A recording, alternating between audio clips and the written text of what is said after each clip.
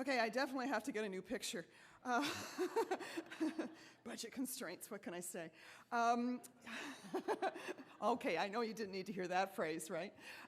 History is important. It often gives us a glimpse into the future, and I think it certainly teaches us what to do or not to do. And so I've titled my remarks From There to Here.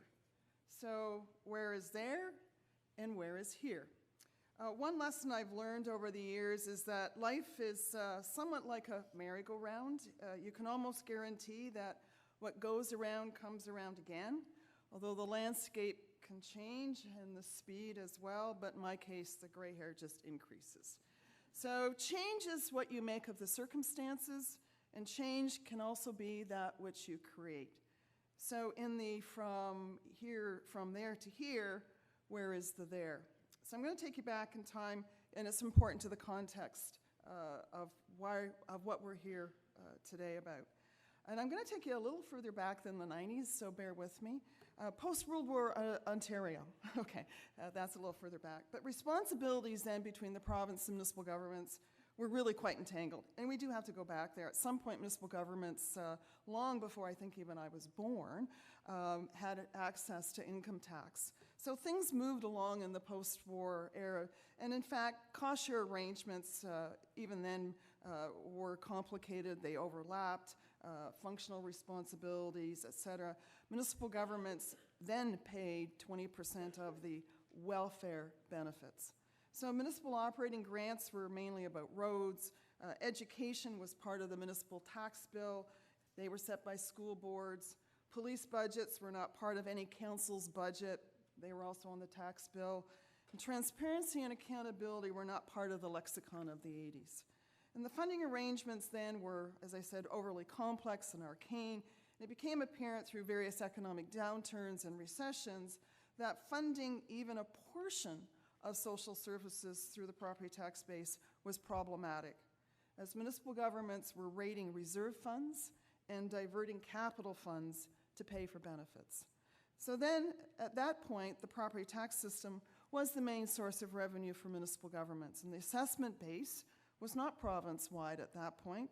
It was done by municipalities for their jurisdiction, nor was it a market-based valued system. In the 80s and 90s, special purpose grant programs came and went with great regularity, often displacing municipal priority needs as municipal governments chased grants, and predictability wasn't really possible. User fees were not overly common then. It wasn't until the 90s that we really started to see movement to full cost recovery plans for water and sewer.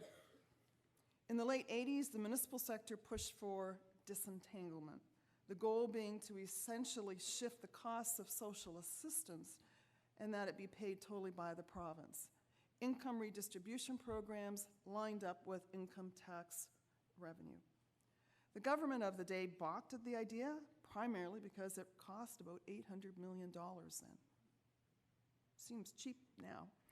A change in the government to an NDP government brought a heightened sensitivity to the use of the property tax base and its use, so clearly our message was getting through somewhere. So another process was set up, and yes, this one was called formally disentanglement.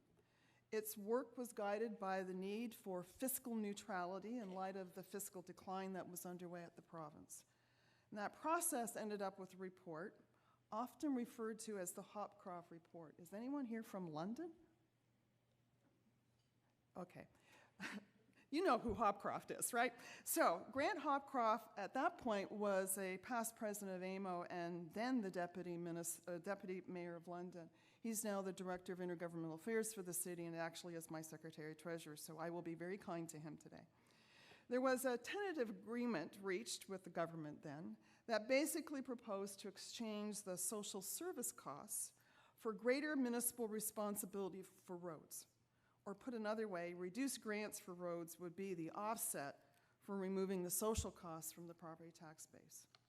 However, that deal collided with the introduction of the social contract. The NDP government's labor and wage constraint plan. Seems counterintuitive, but that was what it was about.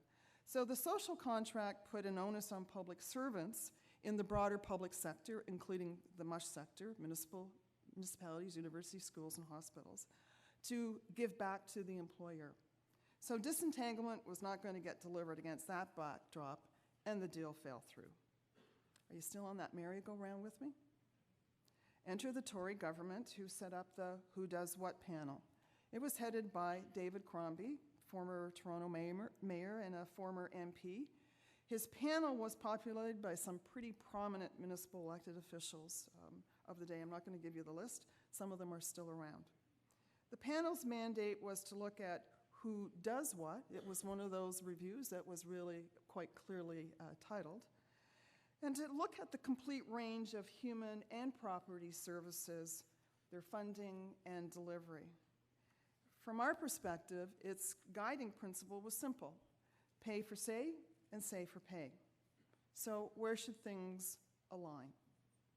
Not surprisingly, the Crombie report basically recommended that the property tax base should fund property-related services: roads, municipal airports, fire, water, police, waste. And it said the province should be responsible for human and community health services and all of education funding. There are a lot of other recommendations in the report, such as the transfer of provincial offenses administration and fines as a revenue source to municipal governments, and to make changes to the Municipal Act. I'm not going to go into those. In January of 1997, I remember it like yesterday, and I'm looking at a few folks in the front row who likewise remember it quite well. The provincial response to the Crombie report came, and it was dubbed Mega Week. It was a full week, not one day, but a daily announcement of things. And they all completely ignored the Crombie report. The government had decided to totally upload education costs, and in the process give municipal governments, this is the kicker, additional long-term care costs, the delivery and cost sharing of land ambulance, more public health costs, a greater share of social assistance programs, including Ontario Drug Benefit Program, the Ontario Disability Support Program, and the then Work for Welfare Program, along with childcare and public housing. And then on top of this, the province transferred 4,000 kilometers of provincial highways and related bridges, along with their financial liability. They weren't in the best of shape. And then the topper came at the end of Mega Week on the Friday, where the government set artificial saving targets for municipal governments. So what was the end state of Mega Week? More services with less financial resources, less predictability, greater risk, new unaccountable special purpose bodies, such as the CCAC and long-term care, that would direct municipal revenues. So what do you think the municipal reaction was? I think it's safe to say from all corners of the province, upper tiers, lower tiers, northern municipalities, rural, urban, it was total disbelief and, quite frankly, absolute anger. And it wasn't only from Ontario municipal governments. Economists had a field day. So the pressure mounted on the province in March of that year, 1997. The province announced it was open to advice from AMO on how better to protect taxpayers from financial risks. The door was opened. So talks ensued. Then a unilateral decision came to stop them. And the government made another decision. And it did make several changes to Mega Week, to its credit. So rather than removing 100% of the residential education property tax, it would only upload 50% and then capped it permanently. Rather than a 50-50 cost share of social assistance, municipalities would contribute 20% of the social assistant benefits and child care and 50% of the social administration. Rather than municipalities pay 50% of long-term care, the province would pay 100%. That was good. And it put $667 million into a transition funding to recognize that there was a loss of revenue with the elimination of some of the municipal grant programs. What wasn't changed? Public housing wasn't changed. It's ours, locks and all. The full transfer of ambulance service for municipal delivery and cost sharing, It went forward. Public health was ours with new regulated standards. And for many, it was hard to fathom all the change. Totally, there were over 80 pieces of legislation that were touched in one form or another to make all of that happen. So it was a pretty turbulent time for municipal government and, quite frankly, for the province. The government at one point claimed that the swap was revenue neutral. It argued that it vacated the education tax room to help offset the costs of the services swap. At the same time, however, they had to put $800 million on the table through the Community Reinvestment Fund to truly help the poor municipalities and really to make it more revenue neutral. And I think we figured that lasted for about a day. As an aside, the following year, just to give you a sense of how tense things were, the government held a news conference to actually sharply criticize any municipality who raised their property tax bases to pay for the service and go into that education tax room. So, from the municipal perspective, that was Local Services Realignment. But it was also accompanied in 1999 with a push for, you may remember this, municipal amalgamations, and the introduction of the Fewer Municipal Politicians Act. So these were difficult times in terms of government relations, trust, partnership, respect, not words that were readily used or heard. From a legacy perspective of Local Services Realignment, on the positive side, there's little doubt that municipal delivery is more efficient, more effective, and more accountable than provincial delivery models. And as the order of government closest to the people, we're expected to be more responsive to communities. And we are, which often means that we also fill the gaps in programs. LSR was transformative for service system management for social services, no doubt. Municipalities evolved and rose to the challenge and exercised great leadership under the circumstances. The problem is that LSR created a different and growing fiscal burden that was not financially sustainable with property taxes and a few user fees. It relied on GTA pooling formula for social assistance. That's the export of one property tax dollar from one part of the GTA to another. It relied on a community renewal fund of $800 million to make LSR more revenue neutral. By the way, that's now called the Ontario Municipal Partnership Fund. Over the years, LSR was tweaked in terms of cost-sharing ratios, but it still required municipal property tax dollars to subsidize the provincial treasury to support provincial programs and services. This wasn't good public policy in the 80s, nor in the 90s, nor in the 2000s. Social and community health programs were top-down driven.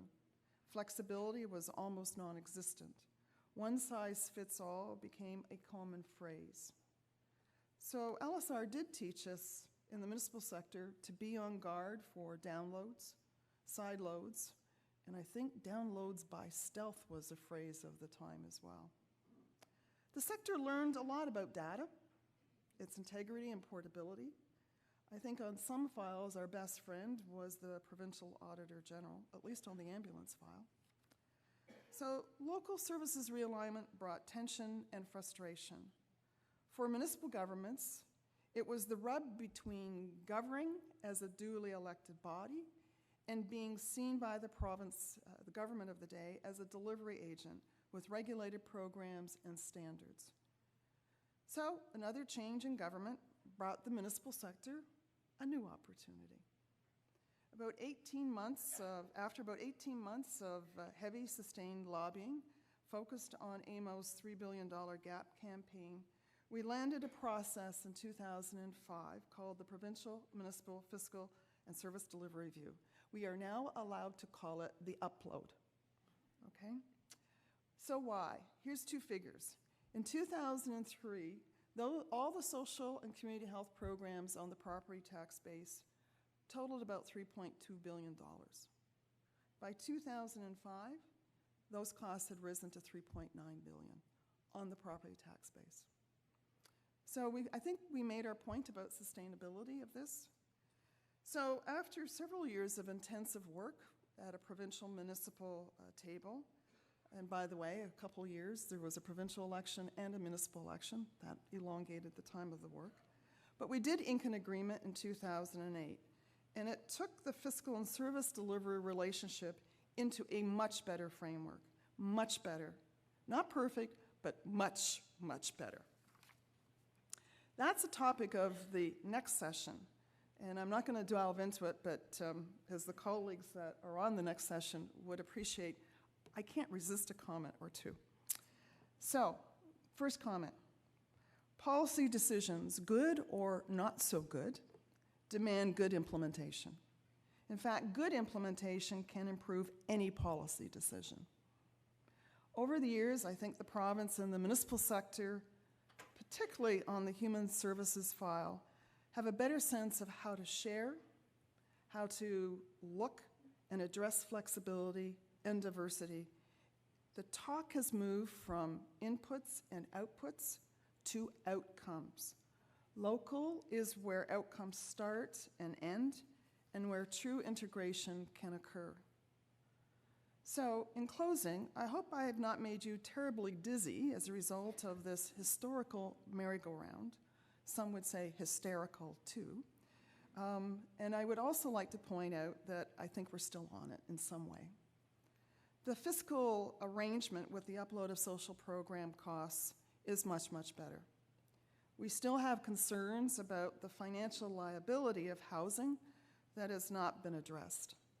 It's looming as a large risk and exposure for property taxpayers. And just recently, we were told by the province that it's going to re-examine this thing called education tax, which will have some implications for our municipal councils and probably how they do taxation. So hang on. I think the merry-go-round will continue. The speed may not be as dynamic as it has been in the past. I also want to close by saying I know earlier this morning my president, Russ Power, was here, and in his remarks basically made comments about the working relationship and the need for the strength of strong association-to-association relationships. I totally agree with that. But I also want to take just a moment to thank each of you individually for the work you do. You don't get enough thanks. So I thank you for the work you do in your communities. So stay tuned.